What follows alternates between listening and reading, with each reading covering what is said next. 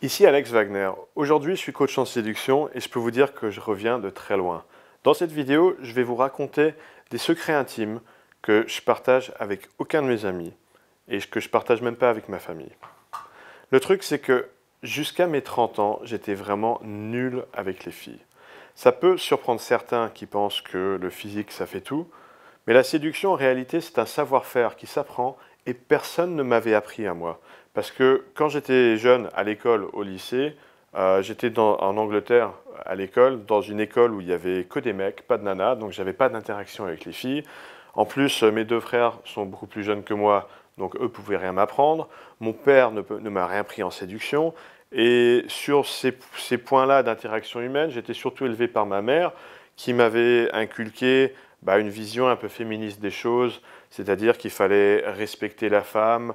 En gros, j'ai été élevé pour être un gentil garçon avec les femmes, pour être gentil, gentil et attentionné.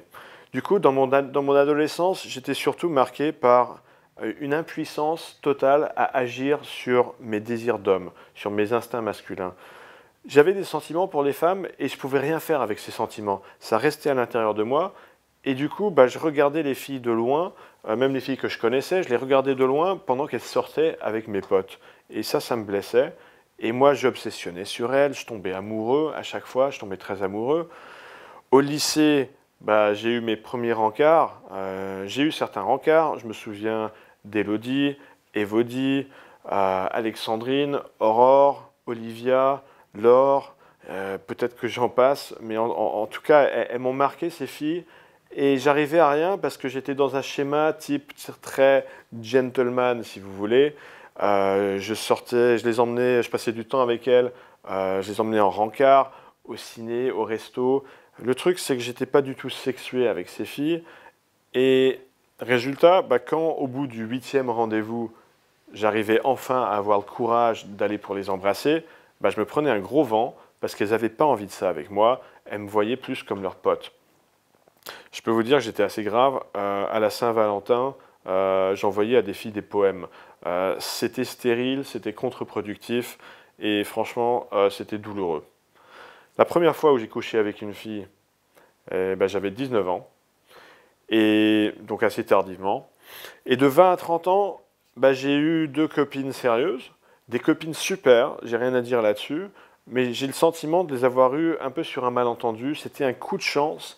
Et du coup, quand on est en couple comme ça et qu'on a l'impression d'avoir eu un coup de chance, on se sent fragile, on se sent dépendant parce qu'on se dit, si un jour je suis plus avec ces filles, si je me fais larguer par exemple, combien de temps je vais mettre à retrouver une fille bien comme ça, à me remettre en couple.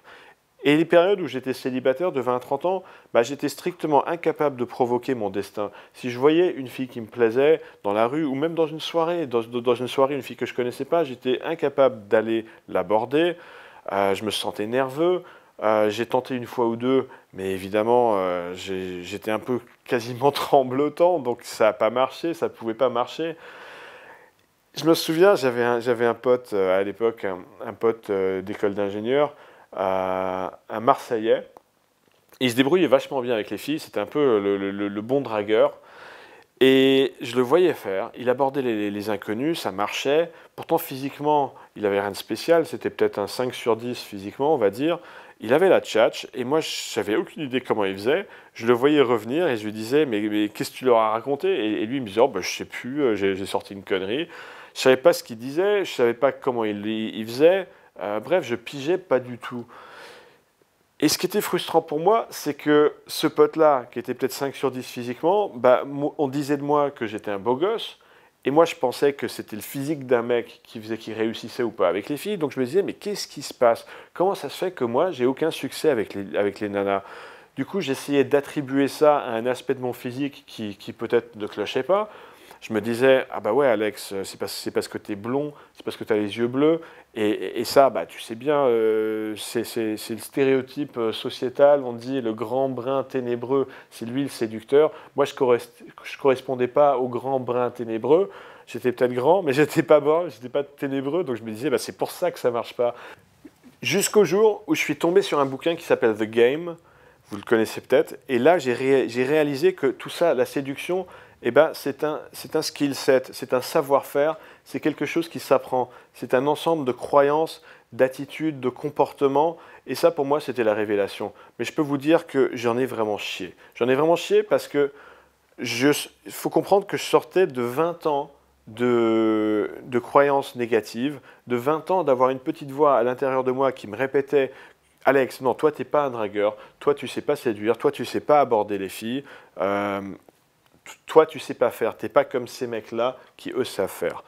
Alors, j'avais beaucoup de boulot à faire sur moi, j'y ai consacré beaucoup de temps, j'y ai consacré littéralement un mi-temps pendant des années. Je pouvais parce que j'étais à mon propre compte, donc j'avais cette liberté dans mon emploi du temps. Je suis allé dans la rue, je suis allé dans les parcs, je suis allé dans les bars, et tout ça, je le faisais seul, et je le faisais sans boire de l'alcool, parce que je voulais vraiment réussir à tout. Je voulais pas avoir des béquilles, je voulais pas devoir compter sur le fait que j'étais avec un pote, je voulais pas devoir compter sur le fait que j'étais alcoolisé pour me donner la confiance en moi.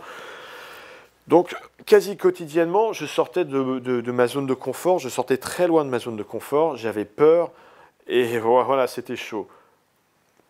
Mais ces efforts-là, ils ont payé.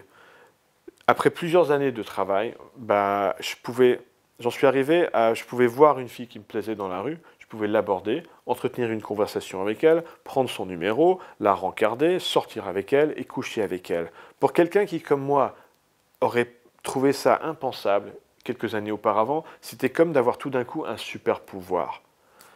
Je me souviens une anecdote. Il y a quelques années, j'étais en vacances avec une bande de potes. Et c'était le dernier jour de cette semaine de vacances, donc je voulais passer la soirée, cette dernière soirée avec mes potes, et c'était un peu avant la soirée, en fin de journée, j'étais en train de me balader sur la plage avec un pote, et on voit une nana vachement mignonne. Elle est sur une serviette, je sais pas, elle devait avoir 18-20 ans, elle était manifestement avec ses parents sur sa serviette, et donc mon pote, il me dit, bah Alex, t'as qu'à aller l'aborder. Et moi, j'ai répondu à mon pote, je lui ai dit, bah non, j'ai pas envie parce que si je l'aborde, après je vais passer la soirée avec elle. Et le truc, c'est que c'est mon dernier soir avec vous, donc j'ai envie de passer cette dernière soirée avec vous. Et je me souviens, ça avait vachement marqué mon pote, ça, parce que il avait trouvé ça dingue que j'avais les croyances. Je croyais dur comme fer, comme du béton. Je savais que si, à partir du moment où j'abordais cette nana, j'allais passer la soirée avec elle. Je savais parce que je l'avais tellement fait, vous voyez que, voilà, pour moi cette anecdote, elle me tient à cœur parce qu'elle symbolise le chemin que j'ai fait, le chemin que j'ai fait depuis que j'étais adolescent et même après au lycée. Et alors je peux vous dire que j'en ai profité. J'en ai usé, j'en ai abusé parce que voilà, faut imaginer que j'étais comme un mec qui sortait d'une longue balade, enfin pas une balade, une longue galère dans le désert, dans le Sahara, et il arrive sur un oasis. Évidemment, ce gars-là, arrivant sur un petit lac d'eau, eh ben, il est assoiffé, il va se gorger d'eau, parce que voilà, il est desséché par sa marche dans le désert, et moi c'était comme ça. Du coup, je devais, je sais pas, j'ai donné libre cours à mes envies masculines, et parce que je sortais d'une traversée du désert, j'ai eu jusqu'à 9 copines en même temps. Alors, j'ai pas menti, hein, chacune d'elles savait qu'elle n'était pas seule. Certaines d'entre elles voulaient une relation longue avec moi, mais moi, j'étais pas encore prêt à ce stade d'avoir une relation longue. Donc voilà. Donc voilà, ces 9 copines, bah, j'ai appris à organiser des plans à 3 ou même à plus, de manière robuste et répétable. Et parce que c'est assez pratique quand on a plus de copines qu'il y a de jours dans la semaine, c'est assez pratique logistiquement d'en voir plusieurs à la fois. Et là, je me souviens, dans cette phase de vie, je devais avoir entre 30 et 35 ans, bah, je m'étais souvenu d'une phrase que mon père m'avait dit quand j'étais ado. Il m'avait dit: Alex, attention si tu tombes sur un film X. Bon, il n'y avait pas Internet à l'époque, mais il y avait des cassettes. Il m'a dit, les films X, ça ne ressemble pas à la vraie vie. Bah moi, le truc, c'est qu'entre 30 et 35 ans, ma vie, elle ressemblait à un film X. J'ai trouvé ça assez dingue. Peu après sont venus des problèmes. Des problèmes de riches, on va dire, parce que trop de nanas, ça prenait trop de temps. Déjà que j'avais 9 copines, et en plus, quand je voyais une copine qui me plaisait dans la rue ou n'importe où, bah, je pouvais l'aborder, prendre son numéro. Du coup, vous imaginez le temps que ça prenait, l'énergie que ça prenait. Et aussi, au bout d'un moment, au bout de quelques années, un petit nombre d'années comme ça devient répétitif. ça me rappelle un peu, vous savez, sur les passages à niveau, vous avez des panneaux qui disent un train peut en cacher un autre. Bah, ma vie, c'était un peu comme ça. C'était une fille peut en cacher un autre.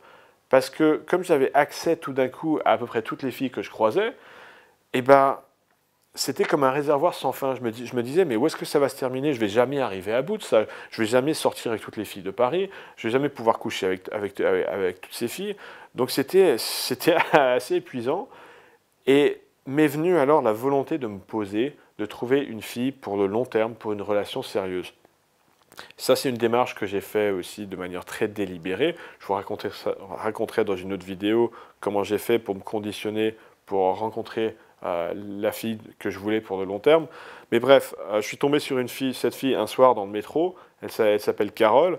Aujourd'hui, je suis marié à Carole et on a un enfant. Et Carole, pour moi, c'était dans mon parcours de séducteur une sorte de boss de fin de niveau. Et parce que j'avais toutes les difficultés en même temps. Je l'ai rencontrée dans le métro, il y avait des gens qui regardaient. Elle était pressée, donc elle marchait très vite sur le quai. Quand je l'ai arrêtée, bah, elle avait son iPod dans les oreilles. Et la première chose qu'elle me dit, c'est que bon, je ne peux pas rester. Et pour ne rien me cacher, je vais rejoindre mon mec. Donc vous voyez les difficultés. Bah, je vais vous raconter dans une autre vidéo exactement comment j'ai fait pour démaquer Carole. Ça m'a mis un petit peu de temps. Aujourd'hui, je suis pote avec son ex de l'époque, donc tout s'est bien terminé. Mais voilà, tout ça pour vous dire que je suis fier du parcours que j'ai fait en séduction. C'est la chose la plus dure que j'ai jamais fait de ma vie. Alors, j'ai déjà monté plusieurs entreprises. Certaines d'entre elles ont bien marché. Donc déjà ça, c'était pas évident. Mais franchement, mon parcours en séduction, c'est la chose la plus dure que j'ai jamais fait. Parce que j'étais pas naturellement bon avec les femmes. Et c'est parce que j'étais pas naturellement bon qu'aujourd'hui, eh ben, j'ai acquis une compréhension très consciente des mécanismes de séduction et des relations hommes-femmes. Et c'est ça qui fait qu'aujourd'hui, je suis en bonne position pour vous transmettre ce que j'ai appris. Parce qu'un mec qui est naturellement bon séducteur, il n'aura pas cette compréhension très consciente des choses. Alors, je ne vais pas vous enseigner la séduction comme je l'ai apprise moi, parce que je vous ai expliqué, moi j'ai mis beaucoup de temps. J'ai perdu beaucoup de temps, ça m'a pris beaucoup d'énergie. J'ai perdu du temps parce que je me suis noyé dans des techniques qui étaient finalement contre-productives. Parce que ce que j'ai appris en séduction au bout de quelques années de pratique, c'était qu'il ne s'agit pas d'ajouter des techniques par-dessus, vous voyez, de s'ajouter des techniques. Il faut plutôt voir ça comme un oignon où on enlève des couches, on enlève petit à petit des couches de croyances limitatives pour révéler finalement son noyau masculin. Mon noyau masculin, il était toujours là, seulement il était enseveli sous des couches de croyances limitatives. Donc j'ai retiré ces couches, et maintenant avec Morning Kiss, mon approche c'est de vous aider à séduire en restant vous-même. Ça c'est le premier aspect. Le deuxième aspect des enseignements que je fais chez Morning Kiss, c'est que ce sont des méthodes qui sont simples. Elles sont simples parce que je ne vais pas vous encombrer d'une longue liste de règles rigides du style non, quand vous prenez un numéro, il faut attendre X nombre d'heures ou X nombre de jours avant de l'appeler. Attention, quand vous abordez une nana, il faut le faire d'une certaine façon, faut la doubler de l'arrière, il faut se retourner. Des choses comme ça. Si jamais elle vous dit qu'elle a un copain, ça y est, c'est fini. Non, je ne vais pas vous apprendre toutes ces règles-là. Moi, je vais vous faire un raccourci vers les principes sous-jacents à ces règles-là. Et ces principes-là, il y en a relativement peu. Donc, c'est beaucoup plus facile pour vous à mémoriser. Le troisième point de distinction, c'est que mes enseignements sont toujours très pratiques, très actionnables. Et c'est ça qui fait que vous allez avoir des résultats rapides en moins de 30 jours. Parce que ce que je vais vous faire, c'est que je vais vous transmettre les croyances, les attitudes et les comportements du séducteur. Des choses comme la confiance en vous, de l'aplomb, le leadership, le fait de mener une fille et la faire entrer dans votre univers à vous, le fait d'avoir une intention sexuée qui est forte. Je vais vous aider à devenir un homme assuré, et ça, c'est un homme qui assure. Et du coup, cette nouvelle masculinité que vous allez acquérir, elle va entrer en résonance avec la féminité des filles avec lesquelles vous allez interagir, et ça c'est ça qui va faire des étincelles, c'est ça qui est top.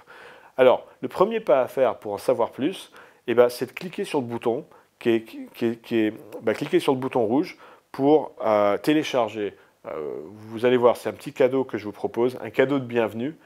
Et en plus de ce cadeau de bienvenue, vous allez avoir une newsletter gratuite où je vais vous envoyer régulièrement des conseils gratuits de séduction.